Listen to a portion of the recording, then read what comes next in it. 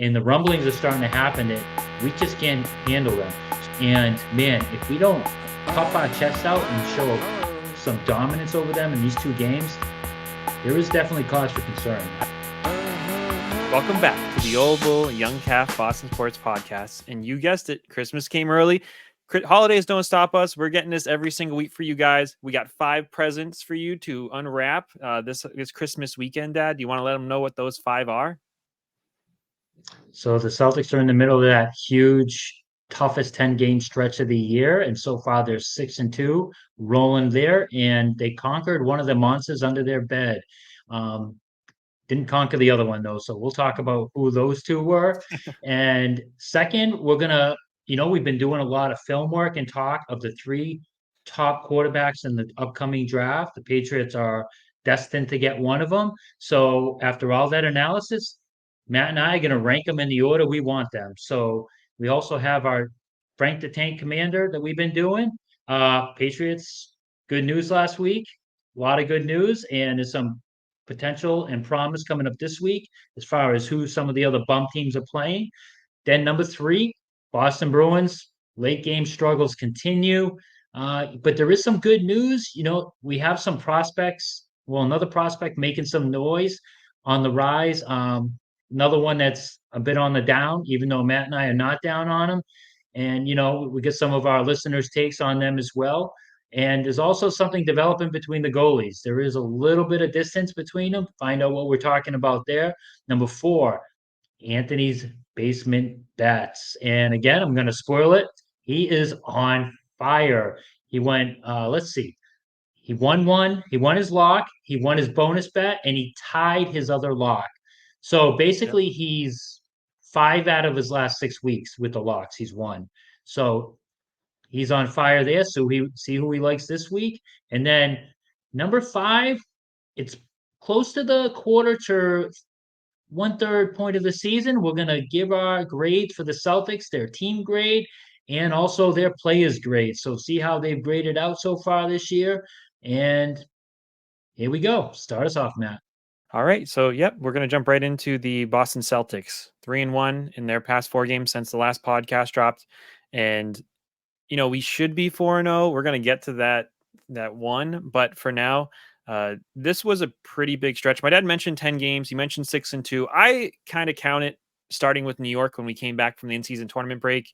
That's kind of where my bar is. So in my eyes, we're 6-1, right?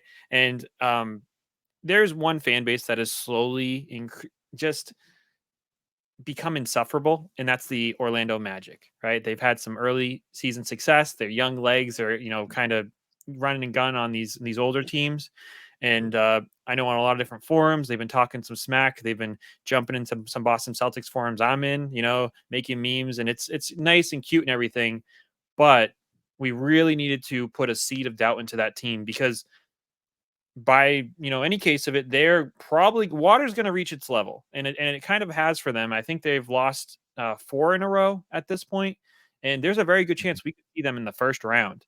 And we don't want that team coming into the Garden thinking that their crap doesn't stink, and there's no shot we beat them. So the fact that we handed them 2 very convincing losses, I think we beat them by 17 points in both games, and both games were pretty much set pretty early on, was huge. I think it was a statement, and the kind of games that the Boston Celtics from last year just don't win. And I think one thing that people kept forgetting is that, yes, Porzingis went out for one of the Orlando games early this year, but we didn't have Drew Holiday. And I think Drew Holiday did make a huge difference in the 2 games we played against Orlando. His defensive presence was big. It was great. We addressed that monster under the bed. We've evicted him. He's out of there. He's back in the pool, where he belongs. He's outside. Dad, what did you think about those 2 games? It was nice because it was legitimately a concern the way they've been whooping our butt left and right going back last year. And to me, even if they split this home series, like lost one, won a close game, I still would have been concerned because there's just something about that team. And it was just really nice to, puff our chests out and flex on them and just basically beat the bag out of them. So, now that seed of doubt's been planted, like you said, Matt. I don't know. I don't think we see him again for the rest of the year. I might be mistaken on that, but again, it's nice to have that going into the playoffs. So, otherwise, to me, it would have been something with their length because they are a bigger team. We're not Yep. used to teams Yep. that have size like that, but it felt like it was good to see the team had enough of that crap, specifically Jalen Brown.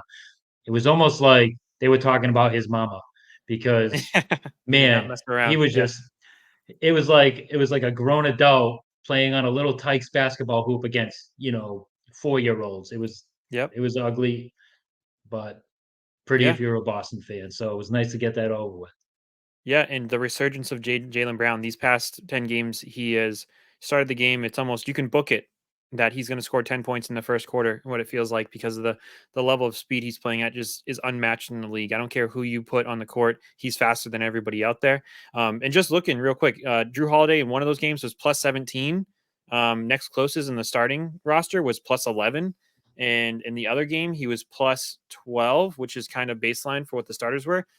I really love what he brought to the team. Those shifty guards, Cole Anthony, all those guys, they have a pretty easy time getting to the paint on us, and that didn't so much happen in those games. So super happy we kind of addressed that demon. Right now we move on. Of course, they get on a plane, they fly to Golden State. Right, and once again, we're looking under our beds, and who do we see but the Golden State Warriors? And for some reason, this team drinks from the fountain of youth whenever they play against us. No Draymond. And man, did Steph Curry impress me. I mean, the guy is special. You got to appreciate him as a fan. He's doing things that nobody in the NBA has ever done. Even Shaq said after the game that Steph Curry is officially better than him. And that shot, high arcing shot at the end of the game, was beautiful. Mad respect. I wasn't even mad to lose to that. But I don't think we lost to that shot. And before I get to that, Dad, any thoughts on that game? No, it definitely was. The shot wasn't the reason why we lost, but I tell you what, when I saw him put that up, I wanted to just turn the TV. I knew it was going in. Yeah, And I was talking to Matt off the air, and he's kind of laughing at me. I really wish someone on the team would come close to starting to develop that absolute assassin personality. Steph Curry is an assassin. Larry Bird, an assassin. Michael Larry Bird. Jordan, an assassin. With a game on the line, I'm not saying become them. It would just be nice if we had one player that pulled that off once in a while. And I know Tatum has a couple, but for every one, I know he had one against the Lakers last year, and I'm How trying to about think all of the the ones other he one. had He had against the another seven, baseline. in the playoffs last year against the 76ers?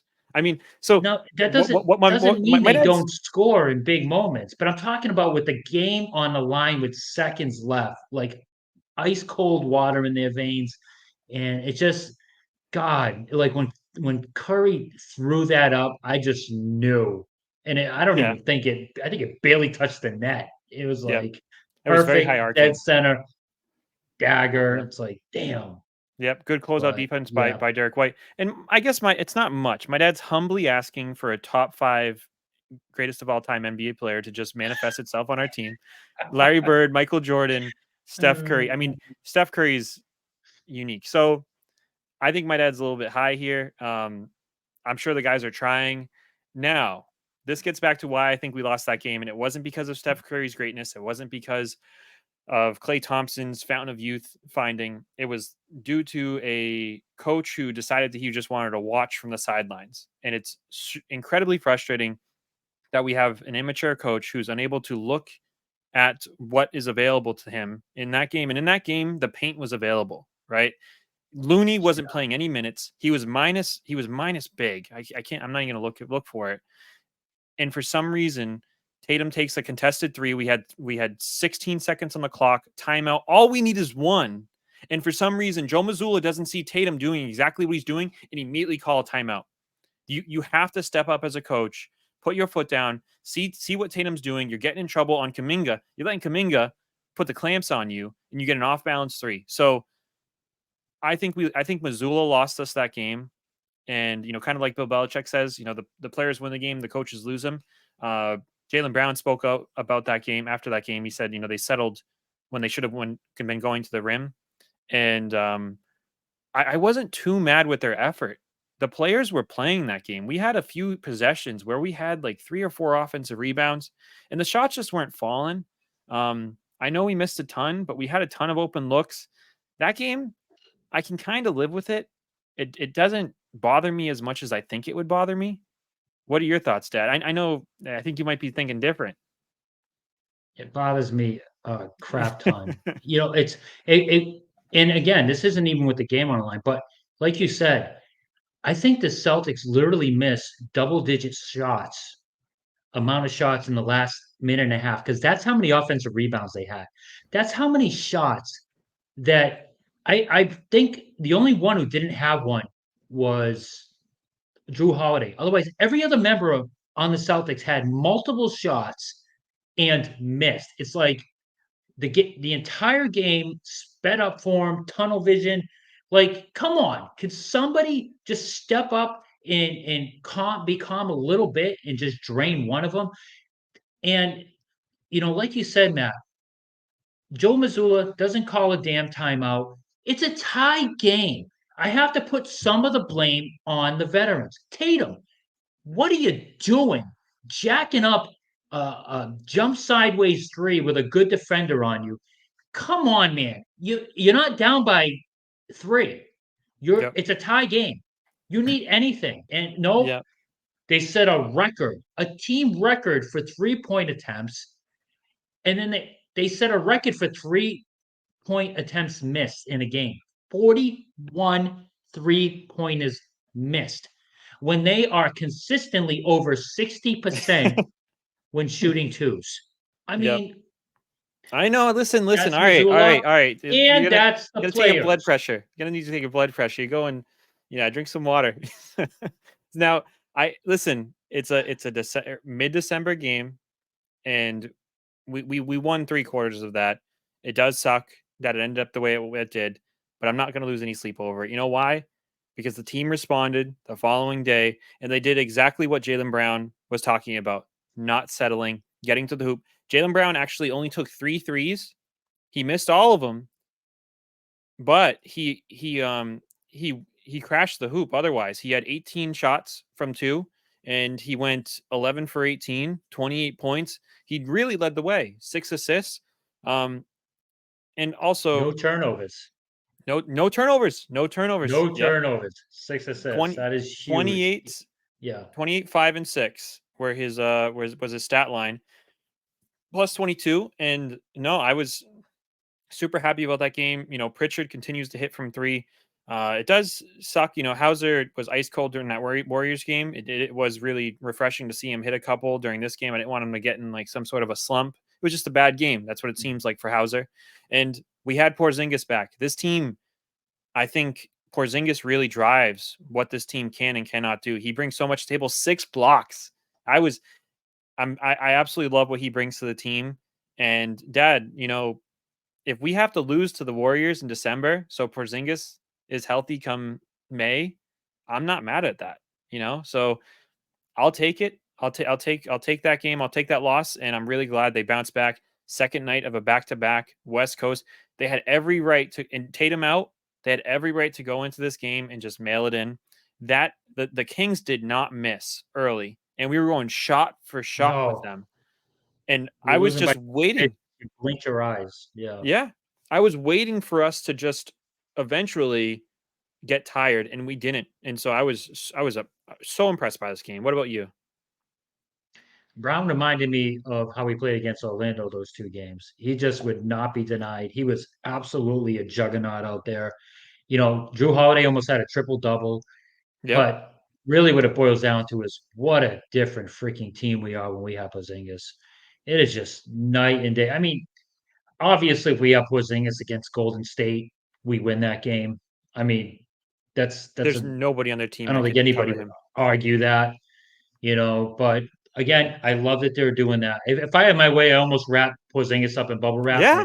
and bring him out of the closet the last like 10 games of the year, like as a training camp. Like man, when he came down on Sabonis's ankle, I just was like the hairs on my arms just raised like in a bad way. I'm like, and thank goodness he was okay. And what a difference that guy makes. Just Yep. everything, Totally agree. mid-range, 3-pointers, and and his defense was just awesome down there. And Sabonis is legit. He is a legit big man. But Yep. what a great game that is coming off, back to back NBA teams.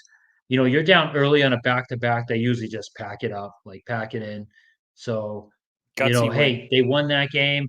I'm going for the 10-game stretch, and I said I would be ecstatic for 7-3. They just got to win one of these LA games, two tough games coming up there, and I'll be super happy with a 10-3 stretch because this is their toughest Yeah. stretch of the year. Because after this stretch, they get some dogs coming up, and they're going to boot them around. Hopefully, we get some good rest for our top players there, Yep. and so I mean, man, and Derek White, our boy Derek White's getting some All-Star love. There is some. I mean, Celtics are like Legoland. Everything is awesome right now. Yeah, So everything is awesome. we And the absolutely Clippers are streaking. They're super hot right now.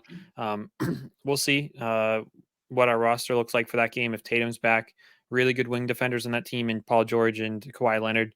So yeah, I mean Tatum actually performs really well in LA usually. So we'll see. Hopefully he's he back, does. and he's back with us, and we can beat those guys and bring them back down to earth. I think they're on a oh, they just lost tonight, I think.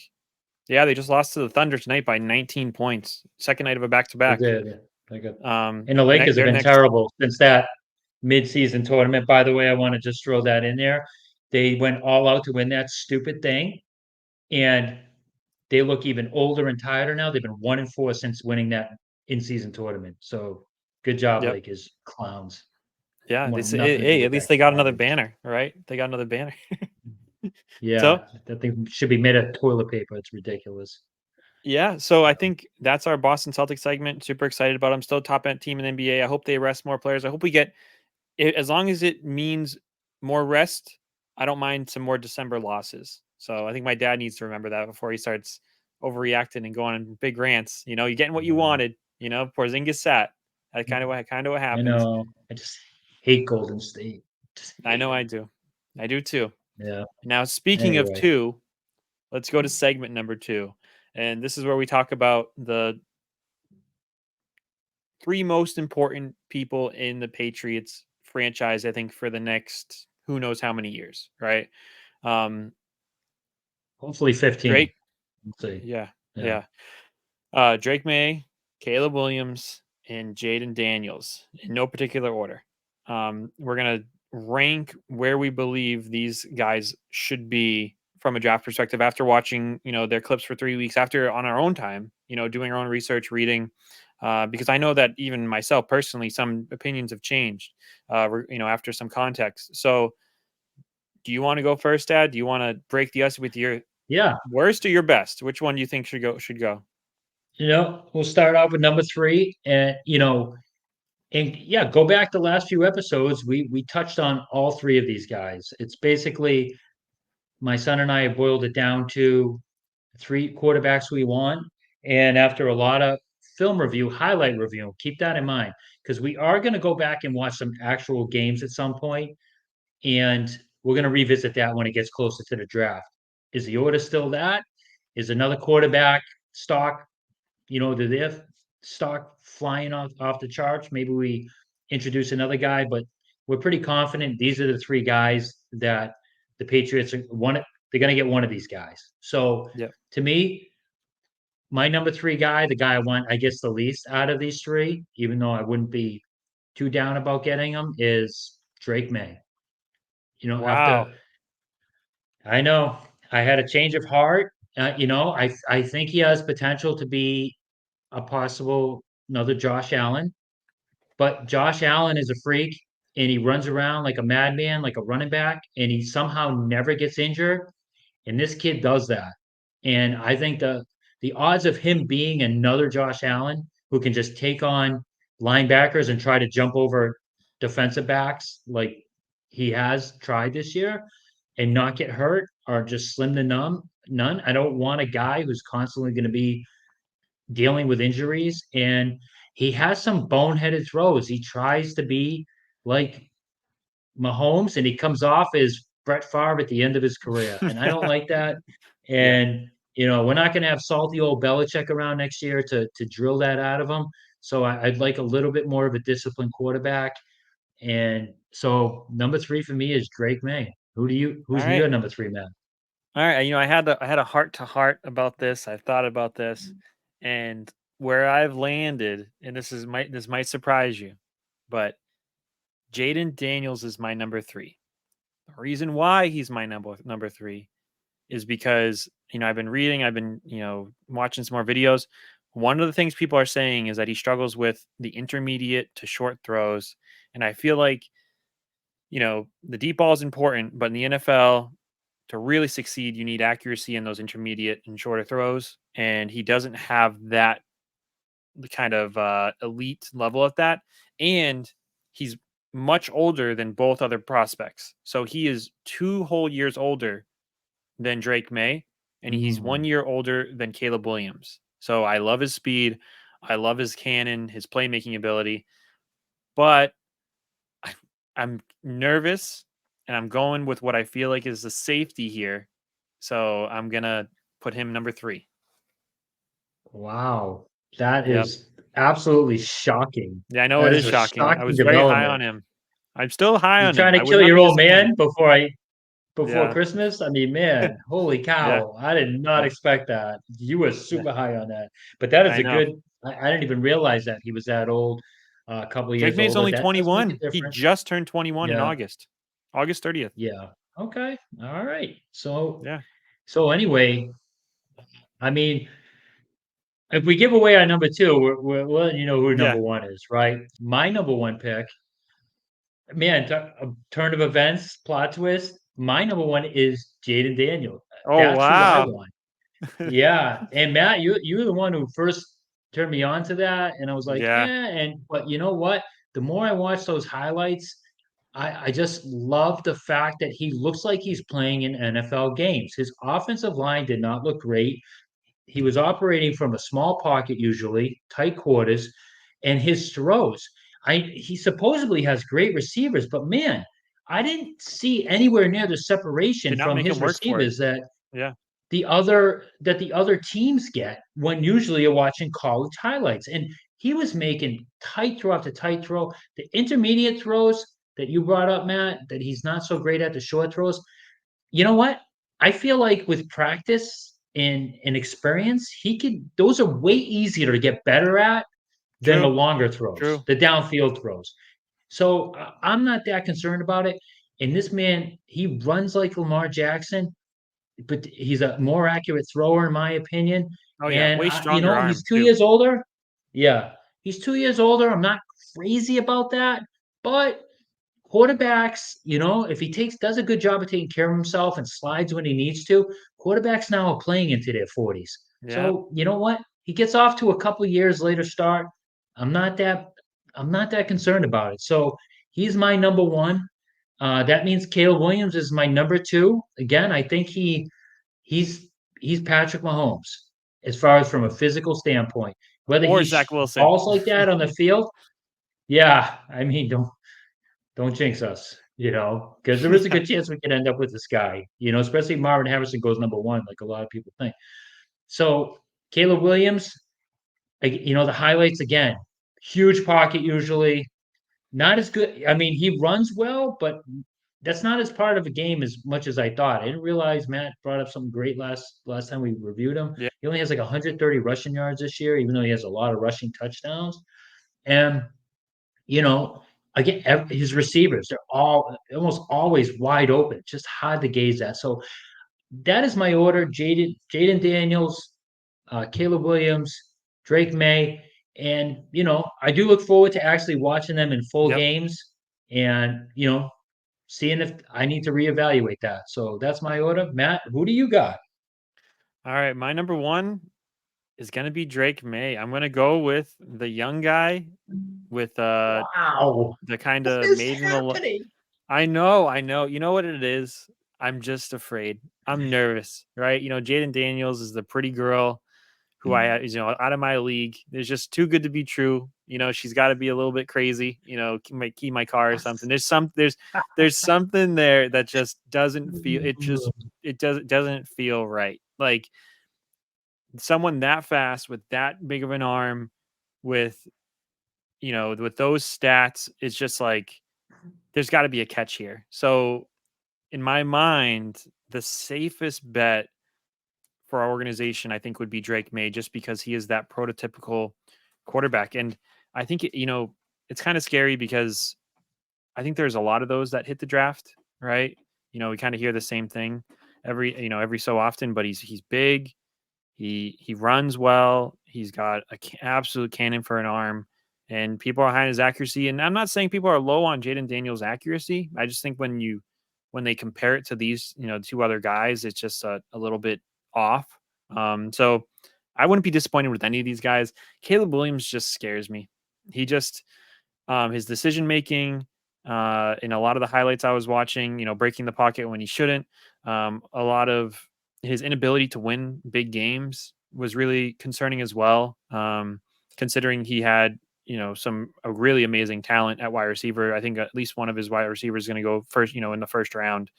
And he just, an underwhelming year for him. His last few games, I think, meant a lot more to me than maybe they should. So Drake May, Caleb Williams, Jaden Daniels, and it may be that 2 and 3 swap. But I'm hoping Marvin Harrison doesn't go first overall, because I kind of want someone to take one of them away. To be totally honest, I'm really nervous about having a whole, all three on the table to take whatever one we want, and then having to live with watching the other two play their careers. So I'm nervous, but we'll see. Well, that's why we need a new regime in there who's not going to screw that up. Man, my boy is a grown adult. You literally flopped every one of yours because you were least on May Yeah, and high on yeah. Daniels. And like, man, you are just a grown man. I'm not great at this Hallmark stuff, but yeah, when I look at you now, I just want to kick you in the head a little less harder, man. I am proud of you. Yeah. Look, I'm not great at this Hallmark stuff, but Brennan, when I look at you now, I don't want to kick you in the head quite as much. Thanks, man. That was beautiful. That's nice. Yeah. That's very sweet of you. That's the nicest thing you've ever said to me. Yeah, Yeah. absolutely. So, all Yeah. right, man, good job. Holy crap, Yeah. did you surprise the crap. But keep And- this in mind. I'm pretty sure Jaden Daniels' completion percentage is 10 points higher than Drake Mays this year. 10% I'm higher? pretty sure what I Get saw, the frick out of here. 10%, That's crazy. close to 10% higher. So I don't know if I was reading, maybe that was his career in college or what, but I thought it was 10% higher this year. Wow. That is pretty wild if that's true. You're fast with course. that stuff, so Yeah, you can no, look it up. Jaden Daniels was 72.2 completion percentage. Drake May was 63.3, so about 9%, less. Then you got Bo Nix. And Check down Nix at 77.2%. That guy's a clown. yeah, I'm really that's curious got who's gonna. Teddy Bridgewater written all over him. But I mean, Yeah. your points about his injury history, I want nothing to do with that. Well, Penix is No. the injury history. Penix is the guy with Oh, both that's right. I'm ACLs, a sorry. shoulder. Yeah. Bo Nix is the guy who dodged the SEC and then ended up coming to Oregon and has Yeah. only completed 4 passes beyond 20 yards all season. Yeah. Yeah. On an Let me absolutely tell you, loaded team. I hate that those two guys are even out there, right? Because there's people that are high on those two guys. And why I don't like that is I hope that whoever the new regime in the Patriots is, they don't get in this stupid idea of, hey, you know what? Let's take Myron Harrison Jr. number one. One of these guys is going to be there in the second round. Yeah. Don't dick around with the franchise quarterback. I know you wouldn't be crushed by that because you are so high on Marvin Harrison, like everyone is. He's going to be a game changer. But again, it does no good if you don't have the quarterback to get it to him. You spend your money at quarterback, wide receiver, cornerbacks, and pass rushers. Period. Yep. Everyone else should be making close to the bare minimum. Get that Duggar out of here. I'm not paying him $15 million a year. That's how we need to build this team. Yeah. All right. You're Okay. gonna neglect Listen, the defense a little bit. building. Neglect them. You're getting a team building, okay? Getting all fired up. The old bull, I know. don't know. He didn't have his Wheaties this morning. He's just going off the rails and just yelling about stuff. Loud noises. I don't know what we're yelling about! You're with us, Ron. What do you think? It's terrible! She has beautiful eyes and her hair smells like cinnamon! Mm-hmm. Loud noises! I mean, so we're gonna jump into Frank the Tank Commander. All right, Frank the Tank. What are the marquee matchups for the tank community? The Tank Anonymous. What should we be looking at? So, big news last week. Patriots lose. They actually made that a game for a while, which was really pissing me off. But Patriots end up losing. Good job, boys. You did your job. But the Carolina Panthers actually won. Within one game of them now. And, this week is a big week because we still have to sweat the Cardinals, who also have 3 wins, even though we have the tiebreaker now. But the tiebreaker comes down to strength of schedule, like Matt's been pointing out in the previous episodes. You don't want to count on that. So this week, there's 2 winnable games out there. Carolina, Packers playing Green Bay. Green Bay's been struggling. Yep. We get 6-8 at Carolina. I know they riding high after a win last week. That would be amazing. Again, Matt points out they don't have their pick. So they don't care about the number 1 pick. They're trying. The They're Bears winning at own all that. costs. All costs. Going They're on trying 4th to down. They win. should be doing anything they can. Oh, baby.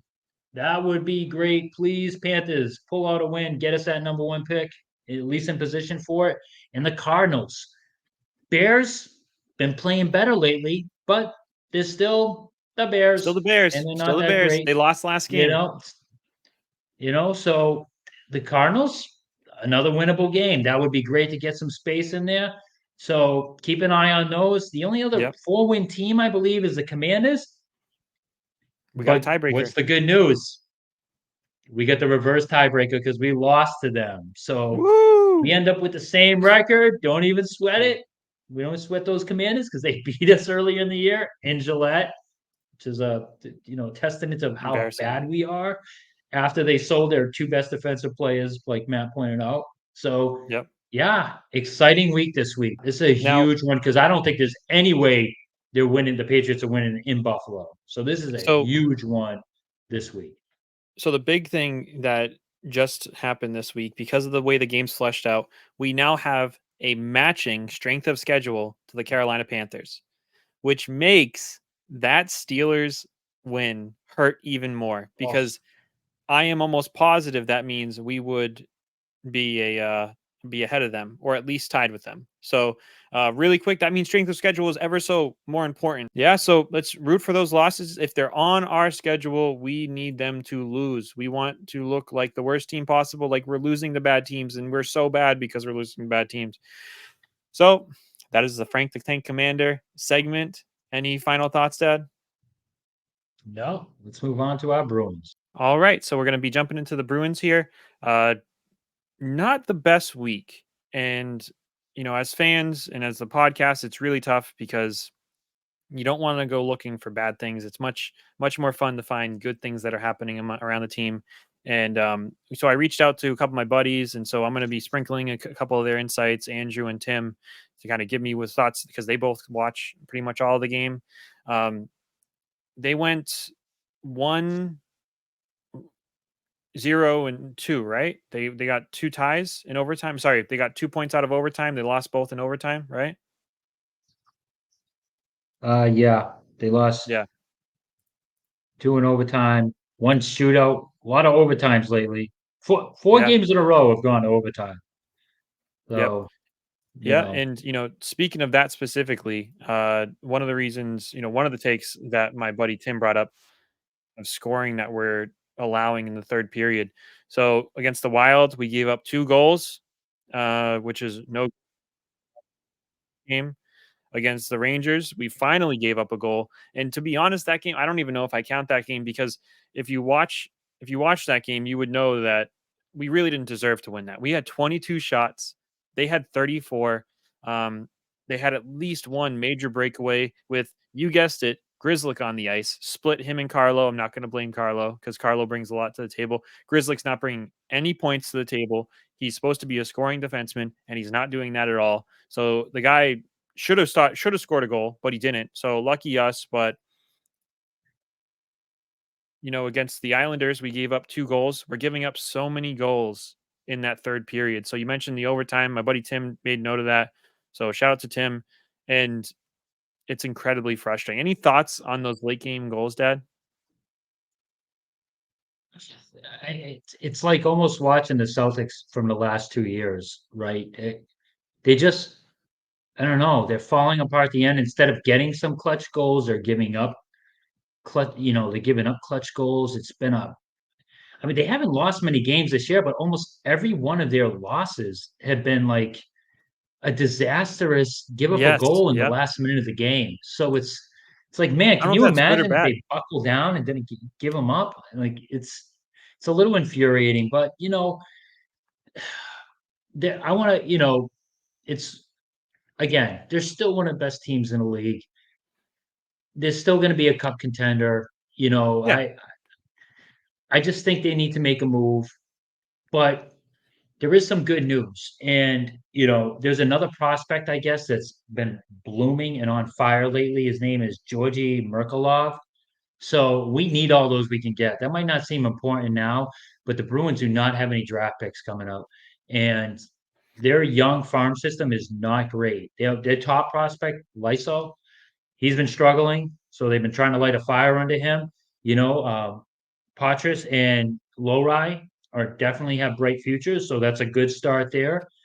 But we don't have a lot of swings at the can in the draft. So, keep an eye out for this Georgi Merkulov. He's lighting up the AHL right now. Hopefully he gets a shot with the big club. I'd like to see him. He's kind of like a Marchand a little bit, a little on the shorter side, skilled. So, keep Yep. your eye on that guy. And Yeah. so I that's mean, some good news in there. Yeah. really quick on him. So he's 5'11", 179. So he's definitely a lighter guy. He shoots lefty. He plays center and wing. 23 years old. In his last 10 games, he has 14 total points, 7 goals, 7 assists. Last 5 games, he has 9 total points, 5 goals, 4 assists. They were just on a big 7-game win streak to start end November, start December. So he's really showing up. There's a great article from WEIAudacity.com. I was Scott McLaughlin wrote on it. And they're starting to look at our farm system. This is about halfway through the year. And he talked about how Merkulov, Mark Diver is actually the guy who tweeted it, has been really good away from the puck. And he has been great at center. Great in defense. So very encouraging. One of the biggest issues is, we kind of have a log jam at center right now. Geeky is stepping up, playing a lot better. I think is Beecher a center too? He is. Yeah, so we got Beecher, Zaka, Geeky, Coyle, Patra, and my dad and I have been shouting from the rooftops to get Patra in there. So we'll see how we can get Merkulov into the fold maybe early next year, late this year, depending on how the season goes. If we have any more injuries. I know Zaka went out. Patra's now in the classic. Any thoughts before we move on to the Patra, Dad? In the classic? No, let's talk about Mr. Patras. Yeah. Yes. Yeah. So he wasn't getting playing time here, and he's doing something I think he's always wanted to do. I guess there was a discussion that this has been something he's wanted to do for over a year now, or maybe his whole life. And my buddy Andrew specifically said this is a good thing. He's going to get playing time. The thing me and my dad have been yelling about. My buddy Tim really was indifferent about it. He just kind of mentioned it. I think this is good, but I think it's really a bailout for Montgomery, who's having a hard time getting Patra what he needs from being the coach Patra needs. I feel like sending him to this classic, letting him go there is disappointing because I would have loved for Potter to feel like he couldn't break away from the Bruins because he has etched himself a role here. So it's going to be nice. I don't know where he's going to fall into the depth chart for that team. So it's going to be nice to get him time on ice against some good competition, but I wish he was here and I wish he was playing more minutes. What do you think, Dad? Yeah, I am not happy with the way Montgomery. He's giving me Claude Juliet flashbacks. Yes. How he's Yep. handling Patras. You know, there was a big story about how he benched him in the third period. At the end of that second period, Patras was the biggest reason why they got that goal at the end of the second period. He fought off two guys just outside the blue line, got the puck to I forgot who it was, but they scored. The whole play happened There's because Frederick. he battled two guys. I think it might have been Frederick, yes. And he makes a great play like that just before the second period, and Montgomery benches him. And I'm sorry, like you say, mad about Grzelcyk, and like I say about Carlo, those guys, they turn the puck over all the time, all the time. Montgomery, why don't you have the balls to bench one of those guys? Because you don't. It's like I don't see Contra doing anything completely egregious out there that warrants benching. Like I see He Pasternak turns the puck over. He's known for turning the puck over. And Yeah. I mean, just listen, Poitras he has made the 0 club. giveaways in his last 2 games. The Devils, he's only played in 2, the Devils and the Rangers, and he has 0 giveaways. So Yeah. keep going. Keep going, but 0 giveaways. Get him back in the top six. That guy does nothing but good things, especially in the offensive zone. And we need offense because now it's been out of the last 13 games, only 4 of them have the Bruins scored more than 3 goals. Yep. And one of them it took overtime. The extra goal happened in overtime. So scoring is down for us, and I just don't like the way he's handling him. Yep. And put him with Marchand. They put Marchand with Coyle, Montgomery, and that's gotten nothing. Like Yep. that been like a failed experiment. So Yeah, I and don't know. particularly my buddy Andrew reached out and he talked about how the Marchand Pasta line, just isn't working, and he's hoping to get DeBrusque back with Pasta. But again, I would really love to see some speed alongside, Patra. But we won't be seeing much of Patra anyways, right? And we haven't seen much of Patra while he was here because, since the 13th, he played against Jersey. He didn't play against the Islanders. He wasn't in that game. He played against the Rangers, didn't play against the Minnesota Wild. My buddy Andrew, and he might kill me for sharing this. He had this weird take about how, like, oh, the Bruins are saving Poitras because he's not conditioned to play in the NHL yet because he's young. What are your thoughts on that before I tell you my thoughts? I mean, it could hold some water. I mean, it's a lot of times these kids who play in the minors in college, their schedules half the games of the pros. And he's playing against bigger, stronger, faster people. So I I don't think he's completely off there. It doesn't hurt to manage him a little bit, but the psychological games I don't like because now the kid's going to play jittery. He's going to play safe. He's going to try to just not mess up as opposed to being aggressive or being Yep. creative because he is a creative kid. And I don't like that crap. He needs to take a game off because his body's not quite ready for the NH, the pros yet. That's fine. Give him a game off. Oh, Manage okay. him a All little right. bit. Well, there you go, Andrew. Yeah, The old no, bull that's agreed with you. I was ripping Andrew to shreds, and when he told me that, I'm like, he's 19 years old. His body's never going to be able to recover faster. And Andrew's telling me Andrew, maybe you're on to something. Maybe I was a bit yeah. unfair to you. So yeah. Now we can circle back to the prospects. My dad talked about there was some bright spots, some dark spots. The Bruins, the Providence Bruins coach shared a very lengthy comment on Lysel. Fabian Lysel, he's the guy that's supposed to be, that he's supposed to be what Poitras is, right? We had hopes for him. This is now his second year at the Providence Bruins. We drafted him. I think he's from Finland a few years ago, and it just hasn't materialized. Now, he highlights a few different things about Fabian, and it's his inability to play as a team. And this one play I'm reading about is pretty egregious. There's a delayed penalty. The Bruins are gonna have a penalty, a delayed penalty. There, he takes it into the zone, and he has an opportunity to pull up and get set for a 6-on-5. He then challenges the defender, gets tripped up, loses the puck. Luckily, one of the other Providence Bruins players is able to recover it, and they are able to get the 6-on-5. But plays like that just aren't going to work in the NHL. According to his manager Mauganel, he likes to just go 1-on-4 with guys. Just try and dump it around somebody and just outskate them. So it's nice that he's aggressive like that, because you can't teach aggression. That's what my dad says about Jackson, right? You can't do that. But I don't know if he's good enough to be doing those things. And you just mentioned Montgomery, the Claude Julian syndrome.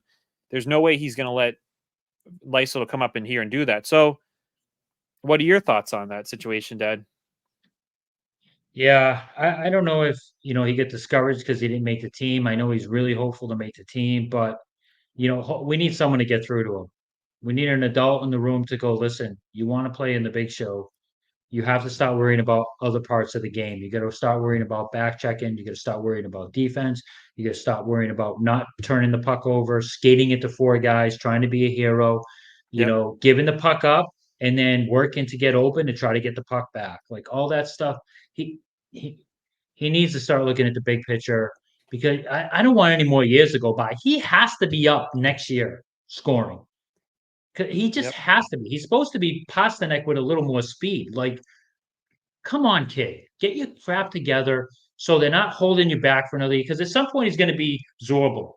He's going to be Jacob Zorble. He's going to be like, well, he's kind of a Waivers. Yep. prospect, and you know what? Like, oh, now 5 years has gone by and he can't crack the damn club.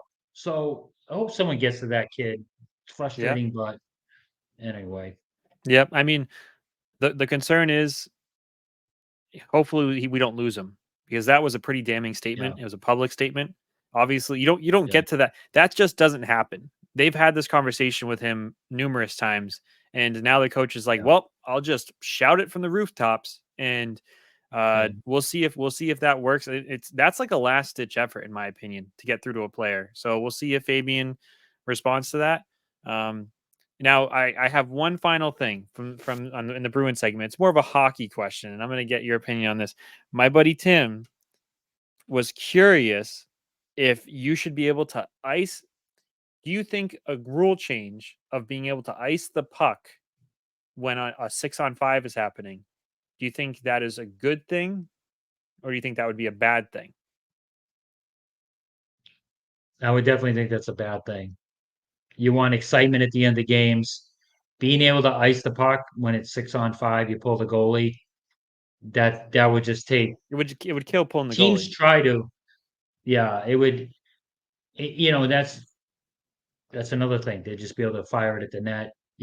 But I mean, it's no. You don't want that. You want excitement. In order to have excitement, you need the defensive team to not want to just ice it and have the Yes, face-off right back to where they were. You want them to try to not just intercept the puck, but have to strategically skate it out of the zone or pass it out of the zone or soft flip it out of the zone, which is a lot, harder harder than people than it think. Yeah, sounds.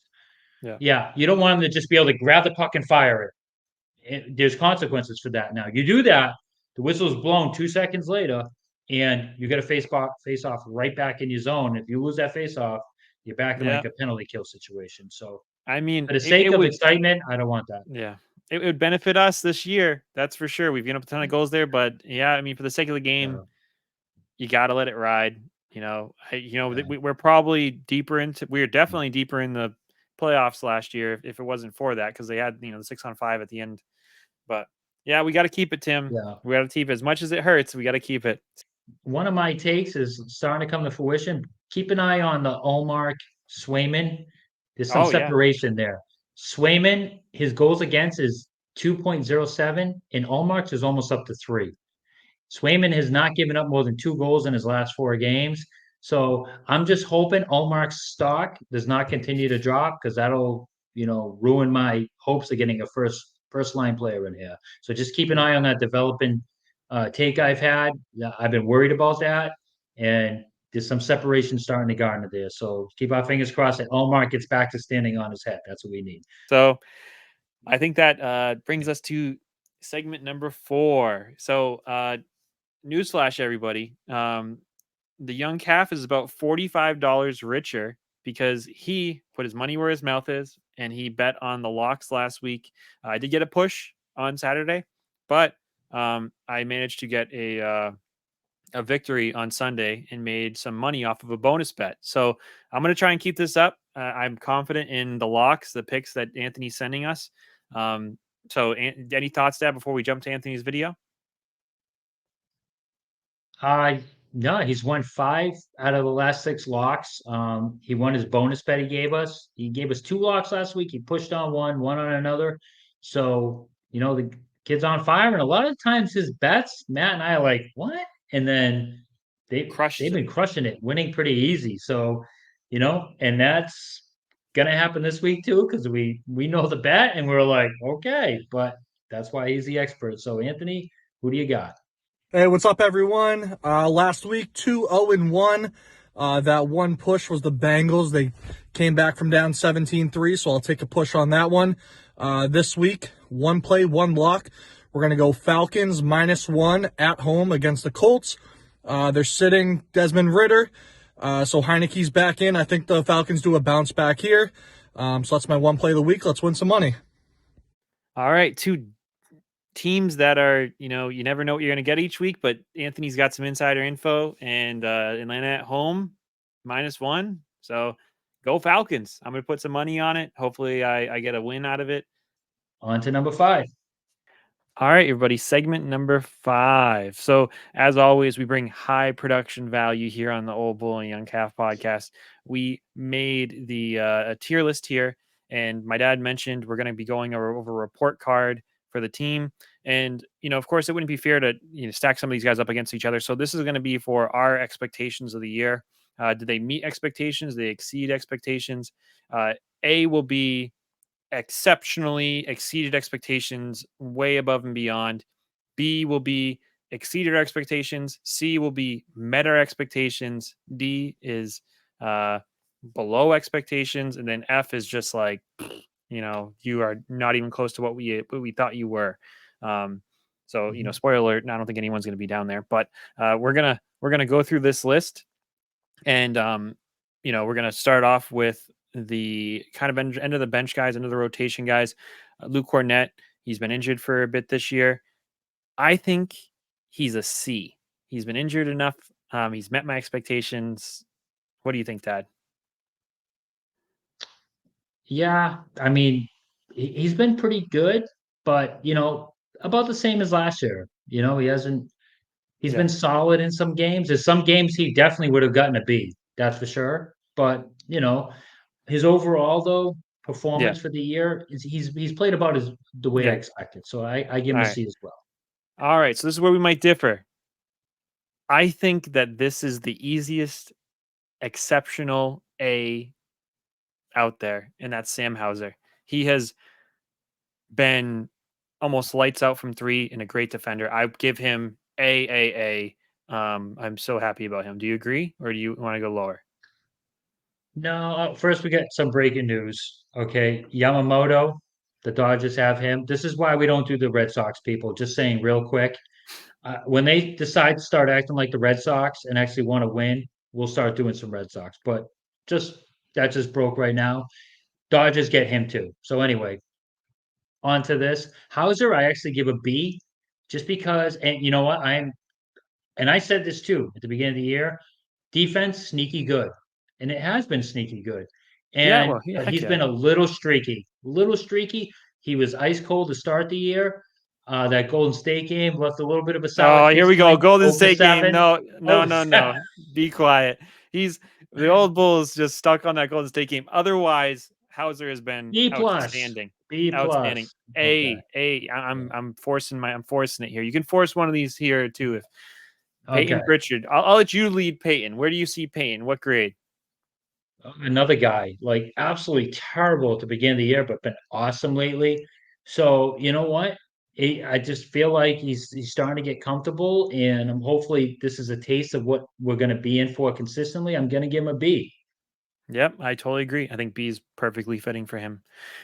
All right, and I mean, next up, this guy, I don't even know how you grade him. Like, what do you expect out of a 38-year-old, right? Yeah. He, it does suck. He missed some wide open threes recently, which was a bit frustrating. But 38 years old, I'm waiting for the wheels to fall off. I think he's a B. He's definitely exceeding my expectations. Hmm. I don't know. I didn't really expect much from him at 38. You expected Mm. more than what he's giving us right now at 38 years No, old? no, no. I expected him to take a step back. Remember what one of Oh yeah. my Okay, so you're thinking takes A. was? No, no, no, no. I'm not. I don't want to give him an A. I feel like he's had some monster games, right? But they've Yeah. been fewer and farther between. So I feel like he's been a C for me. He's been what they Yeah. thought. I'll Like he give it to shows you. up some games he's like, hey, we got the old Al Horford. And then there's other games where like, oh man, his age is showing there. So that's what I expected this year. I'm just hoping he Yeah. gets to the end of the year and has some gas in the tank. Yep. And can be like Horford the last 2 years of the playoffs in the early part of the playoffs. So that's what I'm hoping. All right. All right, I'll get him C. So here's another guy. Yeah. Yeah, I'm happy with Drew Holiday. Don't take this wrong, but I think he's more of a C than he is a B for me. Um, he started to turn around his shooting.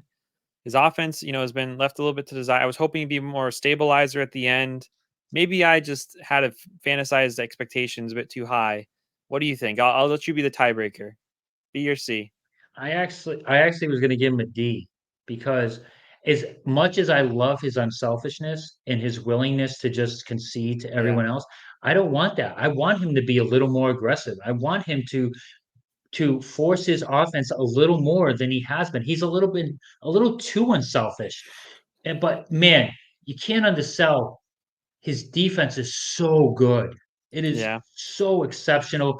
And he can D up big men, small men. I'm gonna just give it a And C. yeah, I want him to be a little more selfish. And I just because he's not getting the numbers. I mean, he's normally a 20 point of the game Yep. scorer, and he shows flashes of it. It's like, no, be a little more assertive with your offense. And there has been some good signs, like you said lately. His 3 point shooting percentage has been up. He got 20 points. He was one of four Celtics to get 20 points against Sacramento. That hasn't happened since 1987. Four Yep. Celtics getting 20 points. So, I just he Yep. Yep. hasn't he's been a little below my We'll give him a expectations. C. I just We'll give him a want, C. yeah, that's We'll give him a fine. C. All right. So Derek White, Yeah. I think he might recency bias. He might be an A. I'm going to give him an A too because we knew he was good. He improved last year from the year before when he came over midseason, but he's getting all-star time. And no, he's not. Deservedly so. He's not an all-star. He's not an all-star I because he's think not. he I'm is. sorry, he's not a top 13 player in the Eastern Conference. But there's nights where he is. And the thing is, he doesn't do that every night. And it's only because he's not selfish. Some nights he's just like, my teammates got it. And he just passes the ball around, does his awesome plays, block a shot, defense, and only takes like 7 shots because that's what the game calls for. Because he's amazing. He's another unselfish guy I love. Yeah. But then he has nights where he drops 30 points and he's crucial and he's the best player on the floor. So he doesn't do it night in, night out. To me, that's what an all-star is. But man, he has definitely Yeah. way exceeded my expectations. Absolutely. Yeah. I think he's definitely an A. Moving on. Yeah. I think Porzingis is a B. If he was healthy and he wasn't dealing with this calf thing, I would give him an A. But the struggle there, I think he's a B. Do you agree? B's perfect because he's Yeah. like we knew he was good. He's a little better. He's with a great surrounding cast. He's been a little better than everyone thought he is. Oh yeah. And He so brought a post up game. everyone He's knew he's brought good. Yep. Yeah. So I feel like he's exceeded our expectations a little more than we thought. Yeah, I think B's perfect. All right, next up is Jaylen Brown. Oh man, I think it's a B. Pay for performance here. Of course I think he's the second best. Some nights first best player on our team. More often than most of these guys. He needs to work on his three. He struggled some nights from three. He hasn't exceptionally beat my expectations because there's a lot of expectations at his level, being the highest paid player in the NBA. So I got a B. What do you got? I think B's perfect because he's the one who's had to sacrifice the most, right? Yeah, His shots are way down, his points are he had to be down. more efficient. And at the beginning of the year, he didn't look like he fit in. He looked like an isolated player where other teams, and you know what? He's forced his way into having chemistry. He has awesome chemistry now with Porzingis. And his assists have been up the last 5 games, and his turnovers have been down, and he's finally starting to adapt to his surroundings and his new teammates. So he's been, and I don't care about the points per game. I care about the turnovers going down. I care about the assists going up. I care about winning plays. All right, be like Marcus Smart in that way, just not a Yeah, knucklehead Smart. And good defense too from he's here. actually been Yep, a little better. Yeah. yep. All right, Jason Tatum. I think he's a C. His 3-point percentage is pretty far down. He's making Man, some yeah. boneheaded moves. I really appreciate, his driving to the hoop when he does it, but when he doesn't do it, it's really frustrating, especially when he's eating and he's getting there all day and then he just decides to pull a Joel Embiid and get tired and just start chucking threes. So, yeah, I think he's a C. What do you think, Dad? Surprisingly, you and I, not much pushback between us. We're on the same page. Yeah. Again, he's been like what I expect, and the 3-point man, if I had my way, he would cut down on 3-point shooting drastically. I really only want to see him taking wide open threes. And he misses I those. don't like He misses these. wide open threes so often. I don't know. Does it feel like he's nailing these sidestep threes he takes all the time No, too? no. I mean, it He's not, doesn't. he's not hitting Like many threes. I just he's not. So I mean, to me, at least take out the ones with a high degree of difficulty. I would just he could be so dominant if he just goes for twos constantly. Yep. Him and Brown have a nasty fadeaway mid-range jumper now. They've both been great driving to the hoop. I wish they would just kill teams with that. Occasionally dish out to the three to our, better 3-point shooters because neither one of them shot the three great. I think we'd really be lighting teams up if Yeah. we just, oh, Tatum drives to the hoop. Oh, it's not there because there's 2 defenders Yep. there. Kick it back to White, who's wide open. Holiday, who's Yep. open. Yep. Porzingis, and same thing with Brown. But yeah, Tatum's been what I expect. All Good, right. not a disappointment, but like you said, his 3-point percentage has not been great. Yep. So yeah. Yeah, I think that slots him at the C. So that's the report card. I think Derek White and Sam Hauser are the only one getting report card prizes for this semester. Hopefully What do you their give the parents team, can Matt? the What do you give team. the team? Yeah. I think an A. You can't give them anything less. Best team in the NBA. We're bringing it on defense. We're doing well. We're beating our monsters under our bed. So for the most part, so yeah, A. Okay. I give him an Do A you agree? minus. There's All right, A minus. A couple games in there where they should have won, but sure. I mean it's hard to complain. 21-6, Yeah, and everyone agrees they're healthy. They're the best team in the league. Exactly what we thought they would be. So convincingly, you yeah, know, yeah. I mean when they're all together, they're good. They're yep. they're basically unbeatable when their starting entire team is intact. So All that's right. all you could ask for. That was freaking so much, and that was a long podcast. So I appreciate anybody who hung out with us for the time. I got a lot of editing to do. Um, you know, me and Teapot, start calling him like Bill O'Brien. My dad getting all fired up every so often. So he's gonna be ready for his flight tomorrow. He's gonna be all tired and tuckered from getting all worked up. So Yeah, we are I just got my blood work back and my cholesterol is a little up. So, yeah. stop getting me fired up Yeah. Boston sports and you too, Matt. Yeah. Yes. So, yep. I hope everybody has a good Christmas, a great Christmas, and great Christmas Eve, great New Year's. I think we'll have a podcast before then. But yeah, any final thoughts, Dad? Just hope everyone has an amazing Christmas with their families, and thank you for tuning in. Please share. Ho ho ho! Bye, everybody. See ya. Oh, I don't know, oh, where to begin.